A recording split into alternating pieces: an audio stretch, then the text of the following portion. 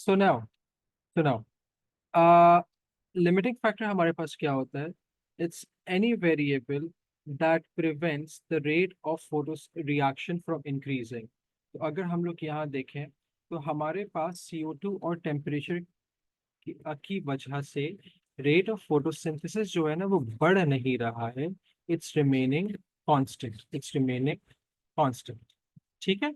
अच्छा, अब इसको इस तरीके से इमेजिन करो कि अगेन वही वाली बात कि I can let's say I own a car that can go up to 220 kilometers per hour, right? But can I drive that car in the middle of a road that has a lot of traffic? Nahi.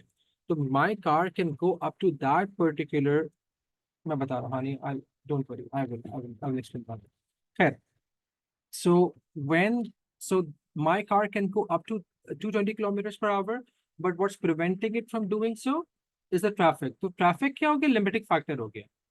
तो इसी तरीके से ना I want to see the effect of temperature on the rate of photosynthesis. So I set this experiment up again. मैंने यही वाला experiment दोबारा setup करा, but this time I increase the temperature by 35 degrees Celsius. मैंने CO2 concentration वही atmospheric पुरानी वाली 0.04 ही रखी। अब मेरा ग्राफ कैसे बना? अब मेरा ग्राफ कुछ यूं बना। So this is experiment 2।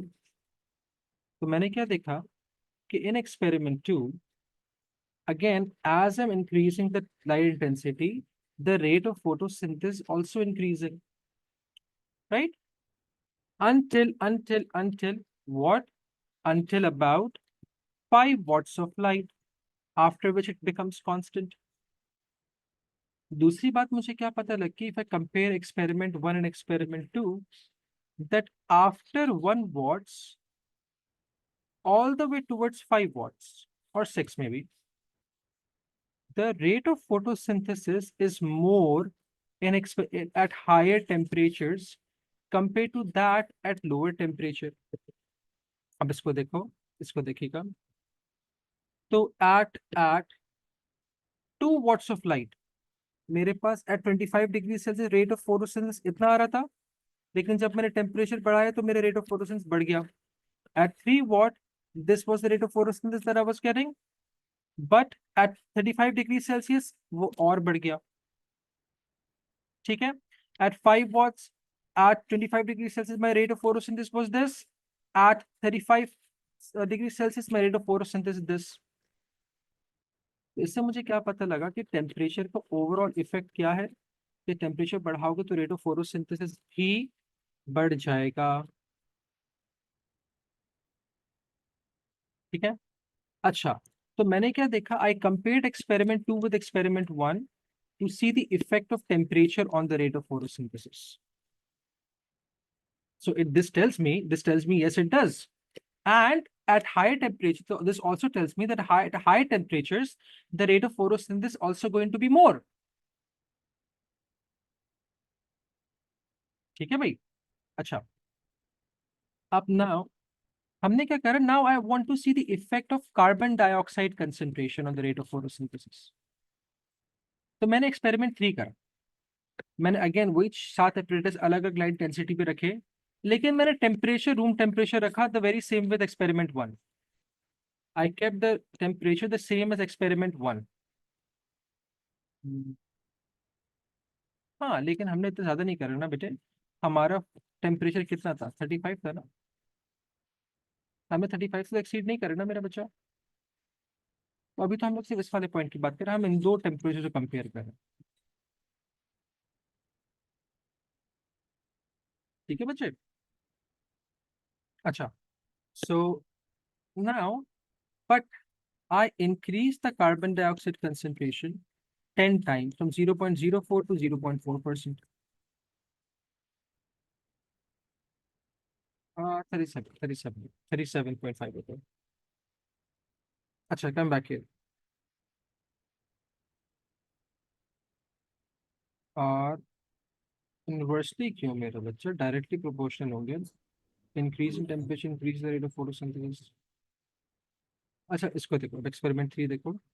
अब जब मैंने CO2 को बढ़ाया तो एक्सपेरिमेंट 3 मेरे पास कुछ ऐसा आया। इससे मुझे क्या पता लगा, इससे मुझे क्या पता लगा, if I compare experiment 2 with experiment 3, experiment 2 के अंदर टेम्परेचर ज्यादा है, एक्सपेरिमेंट 3 में CO2 कंसेंट्रेशन ज्यादा है। तो मुझे बताओ, is CO2 affecting the rate of photosynthesis more, or is temperature affecting the rate of photosynthesis more?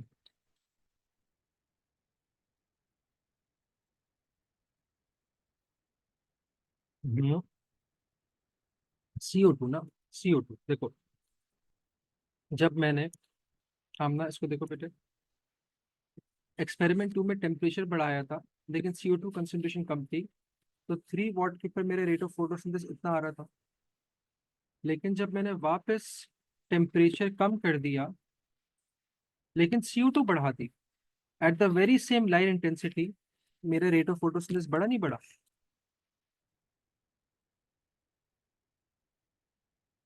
बात समझ में आया ना बेटे?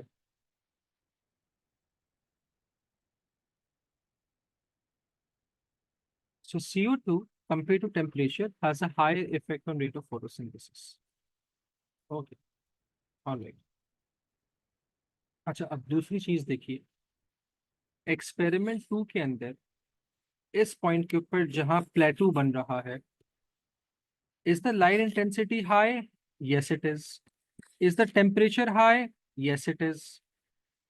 लेकिन कांस्टेंट क्यों हो रहा है? Because here only CO2 is the limiting factor. Experiment 3 के अंदर क्या CO2 ज्यादा है? बिल्कुल ज्यादा है। क्या लाइट इंटेंसिटी ज्यादा है? बिल्कुल ज्यादा है। लेकिन ये फिर भी कांस्टेंट क्यों हुआ? Because now the temperature might be the limiting factor. हमने टेम्परेचर तो कम रखा था ना, कंपेयर टू 35 डिग्री सेल्सियस। तो हमें ये पता होना चाहिए, वेरी गुड हमारे बच्चे, at what point what is the limiting factor. Do we understand this much बच्चे लोग? लिमिटिंग फैक्टर वाली कहानी समझ में आई?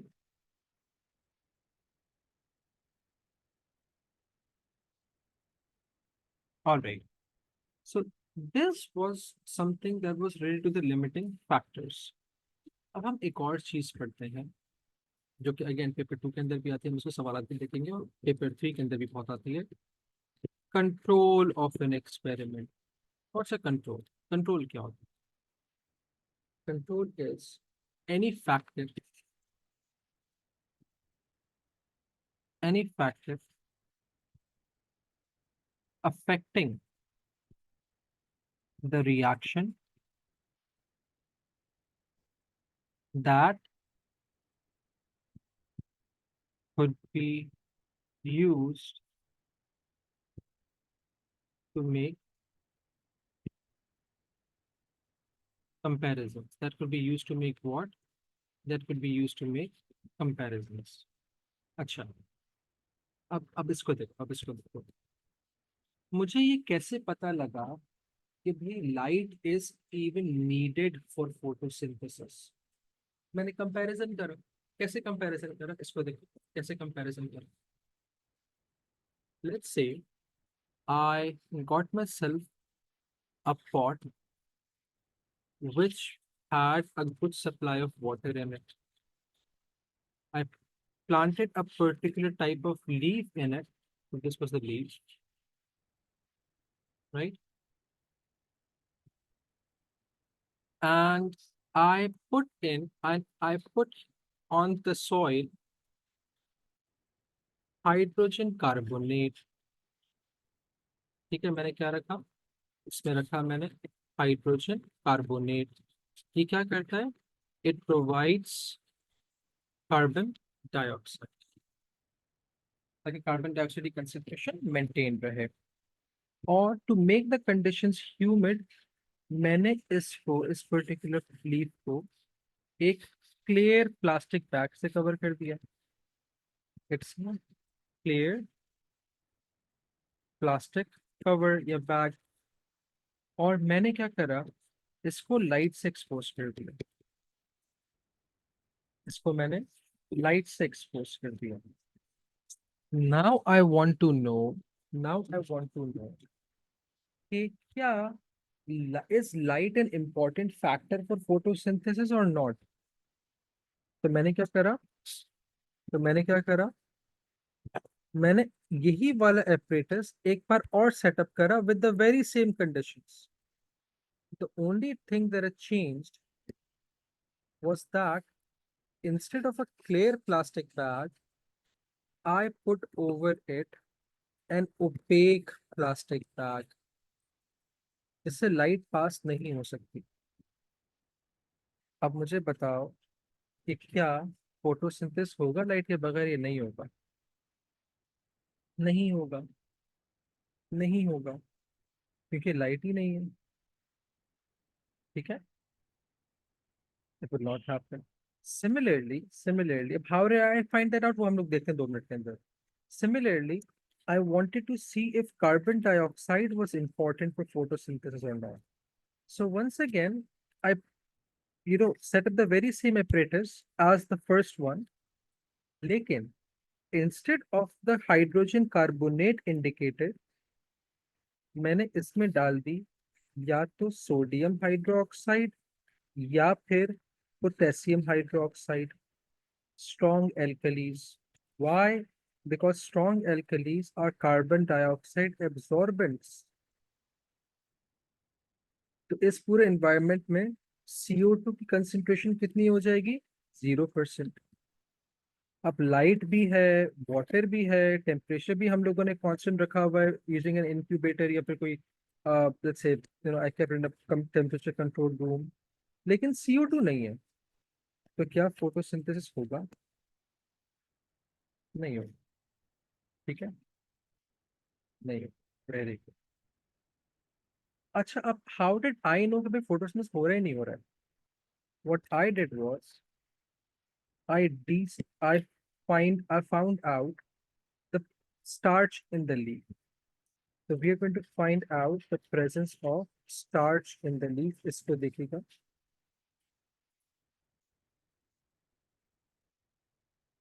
देखो बेटे होता क्या है, from the process of photosynthesis, what we are getting or what the plants are getting is glucose.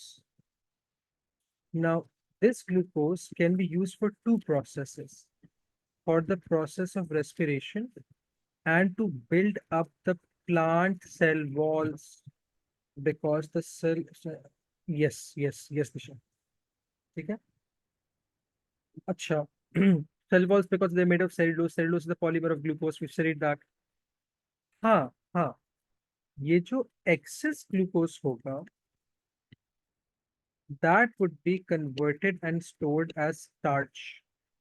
लेकिन अगर फोटोसिंथेसिस नहीं हो रहा होगा, अगर फोटोसिंथेसिस नहीं हो रहा होगा, this starch would be converted back into glucose by the process of hydrolysis. लेकिन यूजुअली अगर मैं इस एक चीज देख रहा हूँ कि भाई मेरे पास एक प्लांट है, फॉर एग्जाम्पल जो एक्सपेरिमेंट अपन हम लोगों ने बनाया था उसमें फोटोसिंथेसिस अगर हो रहा है, तो भाई स्लीप में स्टार्च होना चाहिए ना, क्योंकि एक्सेस ग्लूकोज बन रहा है। हाँ, जहाँ लाइट नहीं है वहां फोटोसिंथेसिस नहीं हो रहा, जहाँ CO2 नहीं है वहां फोटोसिंथेसिस नहीं हो रहा, तो इन दोनों जगह के ऊपर वो हमारे पास स्टार्च नहीं होना चाहिए। ठीक है, या फिर किसी जगह क्लोरोफिल ही नहीं है, लीफ, कुछ कुछ लीव्स होते हैं which are called as variegated leaves. Yes, it happens at night, mostly, हमेशा नहीं, मोस्टली। I'll tell you बच्चे, we'll come there, don't worry। अच्छा, अब मेरे पास कुछ लीव्स होते हैं जिन्हें हम लोग वेरीगेटेड लीव्स कहते हैं। वेरीगेटेड लीव्स क्या होता है, चलो हम इसका बराबरन बनाया था। लेट्स से ये मेरे पास एक ब्रांच है, इस ब्रांच से एक लीफ स्टॉक निकल रहा है और इसके ऊपर एक लीफ है which looks something like this. अच्छा, अब इसके 2 पार्ट्स हैं, इस लीफ के 2 पार्ट्स हैं। This particular part is white or yellow in color. The rest of the leaf is what looks like a sunflower, but it's not a sunflower, is green. So this is the green part, signifying कि क्या चीज present है, chlorophyll present है। This is a white part or a yellow part, whatever you want to call it. That means that there is no chlorophyll here. ठीक है, अच्छा. अब how will I know कि अच्छा भाई जो व्हाइट वाला पार्ट है उसमें फोटोसिंथेसिस हो रहा है नहीं हो रहा? लीव नहीं, ये अलग ही लीव्स होते हैं, they are called as variegated leaves. अगर कुछ देखें लीव्स में व्हाइट पैचेस ही पड़े हुए होते हैं. मैं बता रहा हूँ बाप, इसके लिए मिनट. इसमें आप ये लीफ ही ऐसा है जिसके पास ये जो पार्ट है ना, यहाँ क्लोरोफिल ही नहीं है. अगर क्लोरोफिल होता तो क्या होता बेटा, ये तो ग्रीन हो जाता ना मेरा बच्चा.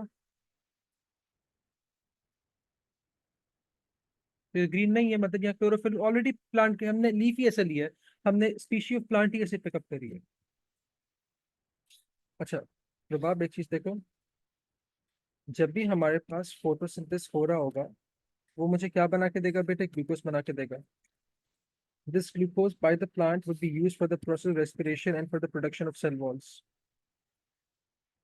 Because in photosynthesis, glucose is produced in excess, it gives you what? It gives you starch. यहाँ तक बात समझ में आ रही है बच्चा?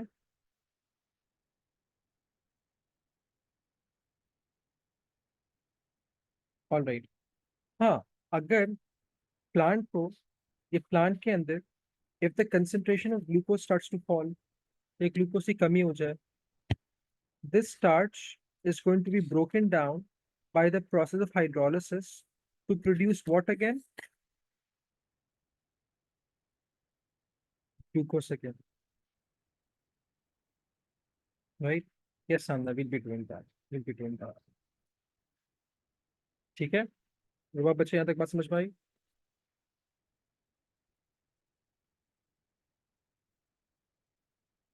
इकरा, मैं कह रहा हूँ कि glucose is produced by photosynthesis. Excess glucose can be converted into starch. If there is a low concentration of the glucose is being used up quite rapidly and no new glucose can be produced, this starch is once again broken down to give rise to glucose. Do you understand this, Ikra? अच्छा, अब अगर मैं leaf के अंदर मुझे starch की presence check करनी है, वो लीफ जो फोटोसिंथेसिस नहीं कर सकते, वो लीफ जो फोटोसिंथेसिस नहीं कर सकते, can they produce any more glucose? They can not. They can not, क्योंकि फोटोसिंथेसिस नहीं हो रहा. तो उनके अंदर जितना भी स्टोर्ड स्टार्च होगा, वो सारा ब्रेक डाउन होकर क्या बना देगा? ग्लूकोज बना देगा. Very good, very good guys.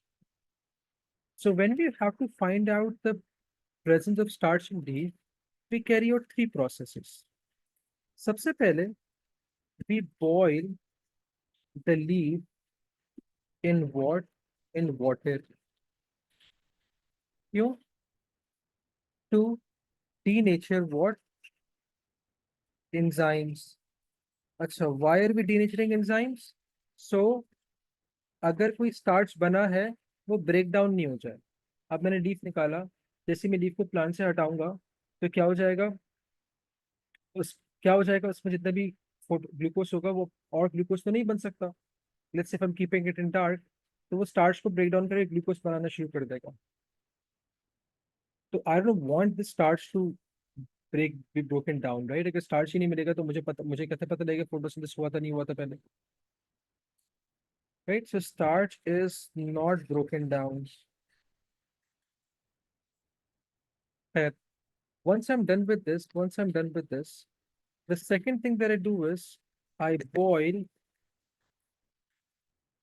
the leaf in alcohol या फिर ethanol. क्यों? ताकि क्यूटिकल डिसॉल्व हो जाए.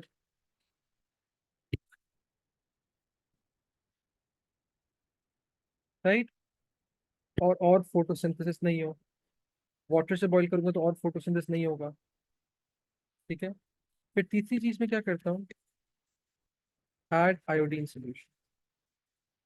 अच्छा, अब इसको देखिएगा 2 मिनट के लिए.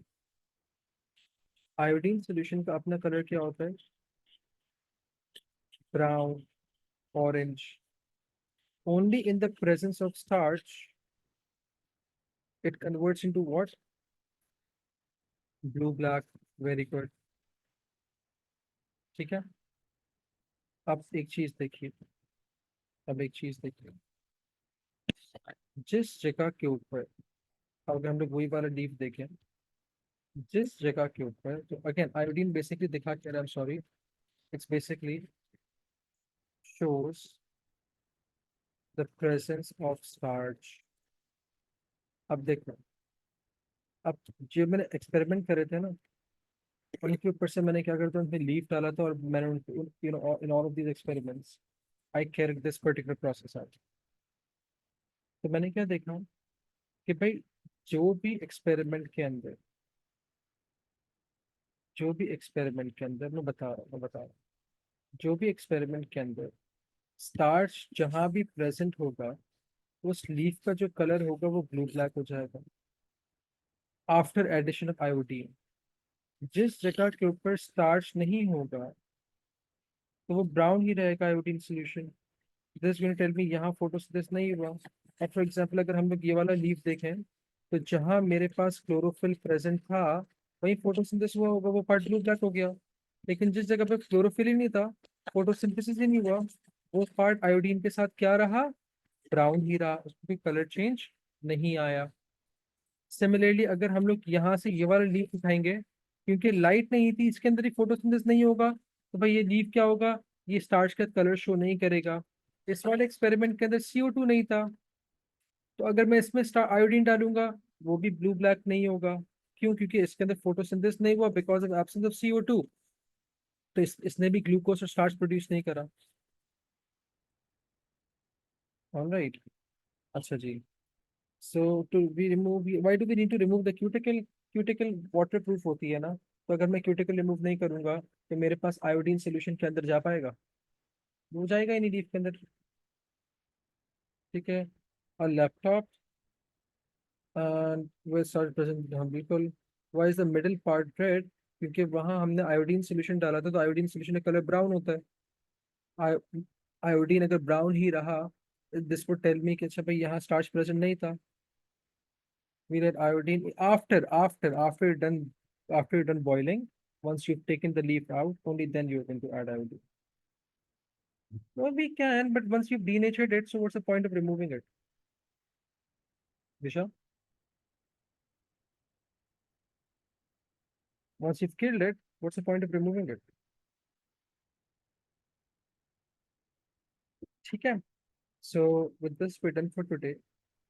In the next class, we will talk about gaseous exchange. We'll be done with this topic by the next class.